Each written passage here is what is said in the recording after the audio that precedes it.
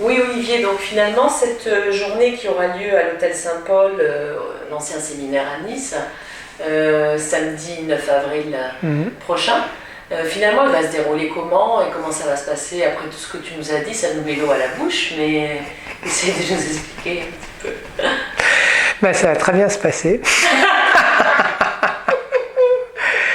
Alors, c'est jamais à l'avance, hein, comme c'est toujours nouveau. Hein. Non, ce qui va se passer, c'est qu'il y aura effectivement des moments de pleine conscience guidée, hein, où on verra comment on peut revenir à soi-même et revenir se ressourcer profondément, à la fois dans des moments de pratique formelle, mais aussi dans différents moments de la vie, comment intégrer ce ressourcement et cette pleine conscience dans la vie quotidienne.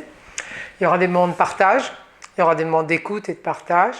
Et puis, il y aura finalement des éclairages qui seront donnés pour voir comment, très subtilement, on peut arriver à être en contact avec cette clarté, cette lucidité fondamentale qui est le cœur de notre être, cette bienveillance fondamentale, cette aise fondamentale, qui est toujours disponible. C'est un peu comme un poisson qui est dans l'eau. Hein. On baigne toujours là-dedans, mais finalement, quelquefois, on l'oublie complètement. Donc on va arriver à se mettre en contact avec cette dimension-là.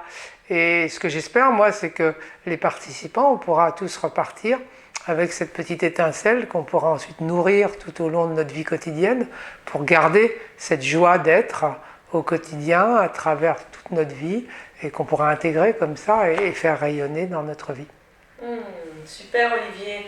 Et en fait, pour finir, j'aimerais bien que tu nous dises un petit peu ton actualité, s'il y a des choses qui vont se passer pour toi pour les mois à venir en 2016. Oui, ben, disons qu'en 2000... de ces journées, de ces colloques que tu organises. En 2014, j'ai sorti mon premier livre qui avait pour but de partager la sagesse d'une façon justement laïque et très quotidienne et très adaptée à l'Occident. J'ai parlé de la méditation, mais j'ai parlé aussi de l'amour, de la compassion, de la générosité, de beaucoup de valeurs humaines, de la guérison, de la résilience. Et maintenant, là, j'ai mon deuxième livre que je vais publier en juin prochain, qui va s'appeler « Méditer au fil des mots, au fil des pas ». Méditation guidée avec l'inspiration de la marche en montagne. Et en fait, c'est un livre avec un CD de pratique guidée et de méditation guidée. C'est l'élément d'inspiration. Et pour moi, c'est très important parce que la méditation, c'est pas une technique en fait. On croit souvent que la méditation, c'est faire un certain nombre d'exercices, et c'est pas faux. Au départ, il faut bien une technique pour apprendre. Mais en réalité, la méditation, c'est comme un art, si vous voulez. Hein, la note de musique juste, c'est le fait du grand musicien, et ça, c'est pas juste une technique qui va vous l'apprendre. Et donc, pour moi, l'inspiration est très importante. Et c'est vrai que pour moi, la nature est une source d'inspiration extraordinaire. Je médite souvent en montagne, l'été, et j'ai voulu partager cette inspiration sous la forme d'une jeune femme qui part en montagne et qui découvre justement cette aventure intérieure à travers des paysages extraordinaires et des moments de contemplation.